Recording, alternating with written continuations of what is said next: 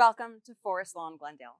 Forest Lawn has one of the largest collections of full-scale Michelangelo replicas in the world. What you see behind me is our largest, the 17-foot-tall David. The original marble David was commissioned by the Florentine government to install atop one of the walls of the cathedral. They previously hired another artist, Agostino de Duccio, for the project, and he had already started chipping away at the massive marble block that the city commission had provided. When he did not complete the work, the city gave the block to Michelangelo for him to finish the project.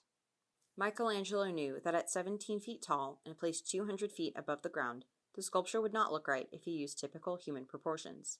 The distance from David's head to his feet was great enough that viewers would perceive his head and shoulders as too small. To correct for this, Michelangelo made the top portion of the figure larger so that it would be more visible from the top of the cathedral walls. The committee overseeing his work soon realized that it just wasn't feasible to lift the sculpture to its intended perch. This is how it ended up outside of the Palazzo Vecchio, Florence's city hall. For better or worse, this meant that Michelangelo's optical illusion to visually correct David's proportions was no longer necessary.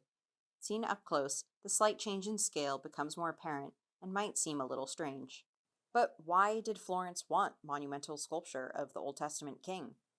This is because the city of Florence identified with the underdog who was chosen by God to defeat his enemies. David was a popular subject in Florentine Renaissance art.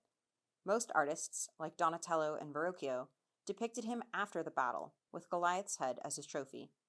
Michelangelo deviates from this tradition and brings us a calm and calculating David, awaiting his confrontation.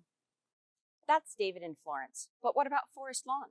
We'll discuss his arrival here at Forest Lawn-Glendale and all that unfolded in the following decades in our next video, so stay tuned.